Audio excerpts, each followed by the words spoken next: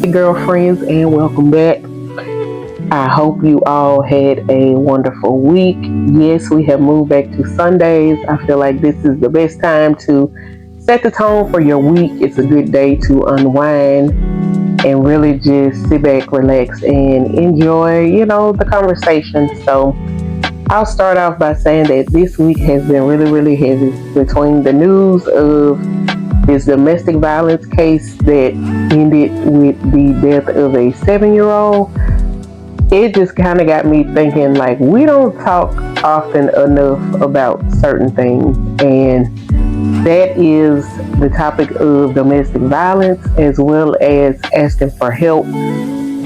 I feel like it just feels so difficult sometimes for people to just ask for help, and they'd rather just suffer in silence than just get the help that they need. So we will unload that today.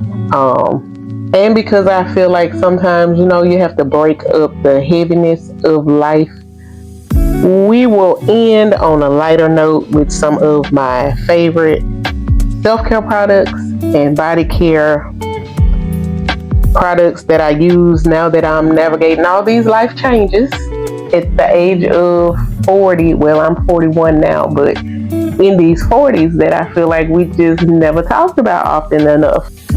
So first and foremost, when it comes to the death of the 7-year-old, this is a safe space. And I'm coming from the perspective of just really empathy. Um, because I feel like the tragedy of losing a 7-year-old child, that's heartbreaking enough. I know that domestic violence often happens behind closed doors, and a lot of times, it starts off as something small and then it progressively just gets worse. That is very much so unfortunate. That in this situation, a 7-year-old happened to be, caught in the middle some way. I don't know. I don't choose to speculate about it. I'm just at a loss for words, really, because her life meant something. And I know we say, God doesn't make mistakes, but 7 years old, guys, like that really hit me. I have a 9 and a 10-year-old, and so to me, she's right along with that age. I couldn't imagine, having to bury my child at that age. But my prayers go out to the family, um, the community. I think it's important to gather at this time to, pull strength and stuff. I think that's why sometimes, like, your community has to pay attention to those warning signs because we've gotten so used to just, like thinking about ourselves. Most of the times, I feel like neighbors aren't neighbors like they used to be anymore. I'll be honest, over here where I live, I met my new neighbors that moved in, and then the neighbors that lived across the street from me a couple years ago. Outside of that, like, I've seen my other neighbors, but I couldn't even tell you their name. And I know a couple of my neighbors on my street, just because of like different clubs or associations, like my friends, my kids' friends. I know them, but outside of that, it's just neighborhoods just aren't what they used to be. I think I asked that question a long time ago. It's like, whatever happened to the neighborhood block party that they used to do every year? But nevertheless, I just think it's important for us as a community, like, we have to do better so that we're fostering safer environments for people to feel free to talk and um, feel safe, like confiding in someone that they know isn't gonna just use it as a gossip meal or go and run, quote unquote, tell their business. So that's the type of environment we're fostering here at Girlfriends and Gossip Podcast. If this feels like your type of community, then welcome. Our goal is to uplift, never tear down. So rest assured, this is a safe space. And I think the other part too is like getting back into just checking on people in general. I know back in the day, like, I can remember going to friends of my mom's house, especially on Sundays. Like, we didn't have to call and announce that we were showing up. we just kind of showed up. And when you showed up, it's like they had food, they were welcoming, they were accommodating, they didn't make you feel like, you were bothering them or getting on their nerves. And I mean, I know I'm guilty of this as well. So please know I'm not judging anybody. I'm just speaking on the like what is, but I'm just saying like we kind of got to get back to doing stuff like that as a community. And then as a victim of domestic violence, I don't know what it's going to take for the victims to just start speaking up before it escalates to, like that level of catastrophe. Like I said, that's a heart wrenching situation. I don't speculate about what happened. All I know is I have empathy for the life lost of the lost life of that 7-year-old girl. And, I couldn't imagine just what you as a parent should be feeling right now. Like, I can't imagine what you're going through right now. So, my prayer is for peace and comfort for the family during this time. Um, but as I sat with those stories, one question just kept coming back to me. And I know I touch on it a little bit on my Instagram page and in my reels and stuff like that. But why, guys, is it so difficult for us to ask for help? Like, what got us to this point? And for me, I know it's because I grew up single mom. Um, I know, it's not that I don't want to ask for help. It's just that sometimes, like when I've asked for help in the past, number one, it didn't get done in the time frame that I wanted to get done in, or you just simply don't have anybody to ask for help. So I've been leaning more on the people around me to ask for help. And, it's not a one-way street. So I don't feel bad when I ask for help now. I can honestly say it probably never was a one-way street. It was just that level of independence that I felt like, like you just have to do it all. As a woman in America, a single mom, a woman in America is almost like the false independence the false independent thinking that, we got to do it all, we got to figure it all out on our own. And honestly, I'm learning like the more I let go of that fear of feeling like I'm a burden to people, or even just like healing from childhood trauma that just gets you in the space where it's like you start to think, oh, I can't depend on anybody, I can't ask anybody for help. All of those things come into play when it comes to asking for help. But what I keep saying is, and I can only testify to, like my own personal experience is, and that is that asking for help gives you freedom, like freedom to do the things that you need to get done. Freedom from anxiety, because I don't know about you, but I on a daily basis I have a million things to do, and it's like the less that I actually have to do and think about in my head, like the more peaceful I feel, the more relaxed I feel. Like I just kind of go through my day, taking care of the things that I can handle, and then allowing other people to do what they can as well. Um, Honestly, I think asking for help too just made me a better mother. In a sense of, like raising kids to know like you're just not their personal everything. Because if I get into all the titles that come along with being a mother, it's a lot. But it just teaches them, like accountability and responsibility too for themselves. And it keeps you from being burnt out and overworked. So I think that um something to ponder on this week, like when it comes to asking for help, is just it. What is it that you've been just carrying along that you feel like you can't ask anybody for help about? Um, because I promise you, somebody is willing and able to help you with certain things. But you just have to ask.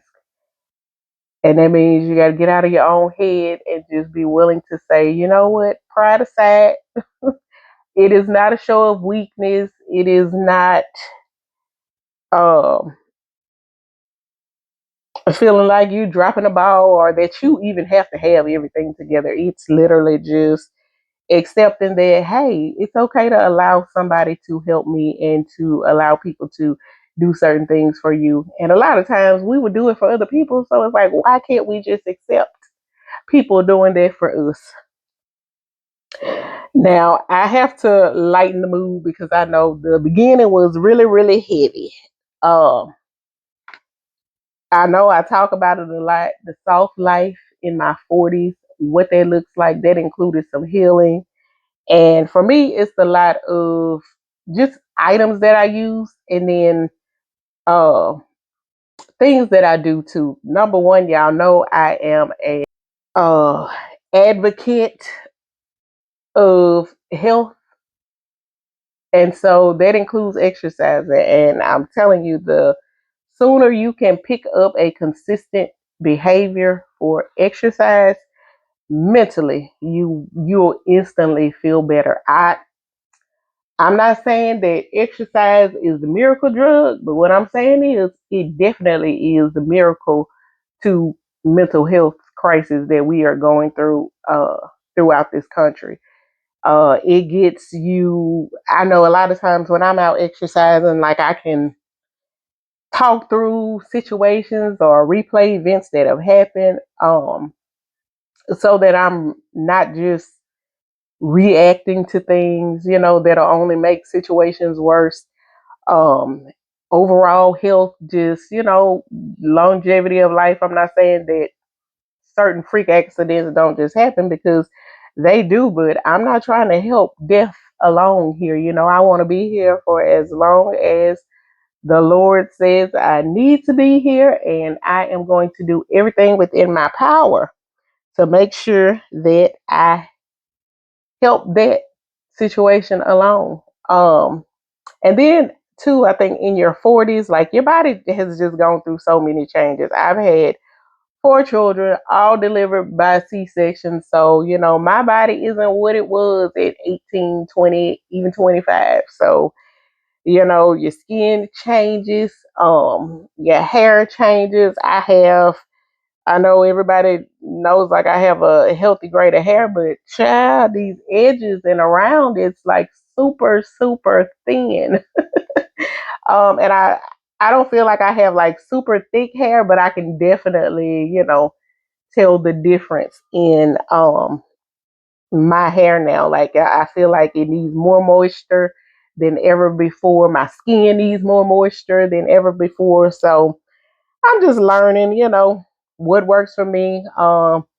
Navigating these hormonal changes in your 40s that nobody ever told me about. Like in my mind, I used to think I was having hot flashes, but child, I think now I know exactly what a hot flash is, or the night sweats. I'm like, what is this? Especially after my last daughter, I would wake up drenched when those hormones started regulating postpartum. So gas. I just want to share a few of my favorite things that I've learned, that works for me. They might not work for you, but I just want to share like those things that I use that work for me. I know a lot of times people talk about like the body washes and stuff like that, and I have sensitive skin, so the two that I actually use is a V wash for your vagina, and then one for like my body, which is the Lord, I can't even think about it. It's not even coming to mind right now. Oh, let me see. Let me look this up. All right, so the V wash is the Salt XO. I got the Seedless one because I have sensitive skin, and I really really like it. Like I like how that little tingling feeling it does, like when you're washing your vagina. It keeps my pH balanced. I don't have to worry about that. So that's one of the things I like. And then the body wash that I like is the EOS body wash, and I use that fresh and cozy scent. So both of those things have been serving me well. Honestly, right now, I don't see the need to change it up. And I've gone through quite a few body washes. I've had your Doves. I've gone through your Caress body wash. I've gone through soap bars, all of that. And these are the two that I've landed on that are lasting, that I feel are doing my body the most justice. The other thing that I use faithfully, like I said, I have dry skin, so I will pair that Vaseline oil that I think is like a cocoa butter oil, and I'll post all of this stuff. It's a cocoa butter oil that I mix with that same EOS. It's the Fresh and Cozy lotion. And that combination alone like keeps me moisturized. Like I probably got moisturized earlier today, and I feel like I'm still moisturized. In the summertime, I'll just do that Vaseline oil with just a little light coat of the lotion so that I'm not like feeling sweaty or anything. But yeah, that's the moisturizer and lotion that I use on a daily basis, and then deodorant. Now, some of y'all follow my TikTok, y'all know I talked about that one musty day in the lab where it just kind of caught me off guard that me in my 40s was walking around here musty like that. But it's because I was using natural deodorant. I can't even remember the brand that I was using, but all I know is, y'all, it failed me one day. And ever since then, I had to go back to, like people say, that aluminum deodorant. But y'all, since then, I actually have been able to leave that aluminum deodorant alone again. I've been using what is it, Cycler or Cycler? I don't know how you pronounce it, but it's Cykler. And I did two different ones. I said I wasn't gonna talk about stuff until I get like a real feel for the product. So I've been using that probably about half the year now, and it's been working really, really well. And then I do have a dry deodorant antiperspirant that I put on sometimes over that, and it is well, I think that is an aluminum deodorant, but it's that Dove, and it's carrying coconut. And y'all, when I tell you that smells so good, like if you just gotta try it, it smells really, really good. And it doesn't irritate my skin. Like I told you, I have sensitive skin. It doesn't irritate my skin. It actually improved the pigment underneath my arm. So those are the underarm body care things. Now, hair, what have I been doing? So I started just wearing silk presses last year because I was like, okay, y'all know my hair is natural. It just became too difficult to manage. Um, Trying to detangle and find like protective styles that I could wear or do that wouldn't cause me to have to feel like, okay, this is my arm workout for the day. So I started just doing my own silk presses. Y'all know I do my own hair. Um, because I can. I'm not saying do that if you are not capable of doing it, but I am capable of doing my own hair, so I've been doing it. And I actually like it. But in the summertime, even though I was doing the silk press, the roots still get like really, really puffy, and the ends are just straight. And to me, that just looks so crazy. I get compliments all the time about my hair, but to me, it just looks crazy. So I went and I did me a sew-in for this last half of the summer because I was like, I silk pressed my hair last week, went out, and I've been exercising every day, so the roots were getting back puffy. And I was like, before I do the heat damage trying to straighten my hair every day, and I know some of y'all probably thought this was mine. You know why? Because it looks like it could pass for my hair. But no, y'all, I did a sew-in my hair, and I can put it up in a ponytail and everything else. So this is what I'm gonna be rocking until summer is out. I'll link the bundles that I found. I was actually talking to a friend and she was like, Burmese curly, Burmese curly. I was like, oh, okay, let me try that because I feel like that's my texture. This is actually like the 16-inch Burmese curly hair. So yeah, it's gonna be doing what it needs to do. Now I don't have a full review on this yet because I just did this to my hair yesterday. But I'll let y'all know how it turns out. See if you like it. You know, that might be something that you want to try too. Overall, I'm saying all that because in your 40s, you know, the most important thing for me is just learning what works for me versus just chasing the trends of this scent and that scent and such said use this. I want to stretch all my coins. I keep telling y'all that. Like my favorite products, most of them cost $20 or less. Most of them even $10 or less. But $20 or less is the range for the majority of the things that I buy, and they serve me well. To each his own. You know, some people feel like they need the $100 perfumes and all of that. I personally don't feel like I need that to smell good and smell great. $12, what is it, Blissy by Nature Well spray. I add that on top of my oils, and I get so many compliments about that scent. So it's not always about the cost that just, you know, makes it feel like it's luxury. It's not about the cost of a product to me that makes it luxury. It's really the luxury part for me is how I feel in it, or what does it make me feel like, or even what does that smell like, you know, on my skin, because we know all scents don't smell the same on everybody. So that's my bit on care and maintenance, instead of just quote unquote luxury. Um, as you know, I like to leave you with a few words of wisdom, and this week's little encouraging thought is that number one, I don't know if this is for somebody, but I just want you to know that you do not have to carry everything alone. I'm going to say it again. You do not have to carry everything alone. Everything doesn't have to be on just you. I'm going to say it one more time for the people in the back. You do not have to carry everything alone.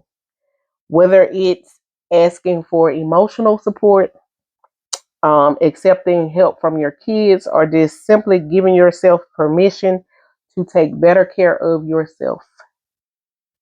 Strength doesn't always look like doing it all. Sometimes strength is simply saying, I need help. Now, I'll ask you this though. What has been the hardest thing for you to ask for help with? And I want y'all to put it in the comments. Like, tell me what is the hardest thing that you find is the most difficult task for you to ask for help with. Um, and if you're a person like me who, you know, I've learned to ask for help, I'm not hesitating anymore. I realize I cannot do it all, and I am okay with that. Put that story in the comments as well. I would love to hear how you finally were able to change your mindset to be able to ask for help. As always, you know, it was good talking to you all. Sundays will be our new day, or shall I say our old day. We're going back to Sundays. Have a blessed week. As always, I do hope that these topics of conversation made your week a little bit lighter, and then inspire you to, you know, finally live the life that you truly deserve and that you truly dream about. So have a good week, and I will see you all back again next week. Oh, I forgot to tell y'all. So I still do my little summer drinks, but y'all, I haven't been doing the teas, or if I do a tea, I mix it with lemonade. So this is actually a blueberry mango lemonade, and it tastes really, really good. I've had some already. I just refilled my cup just in case my mouth got dry while I was talking to you all today, but it didn't, surprisingly, today. So I did good. I'm hydrated today. But yeah, I'll put the recipe for this in the description as well.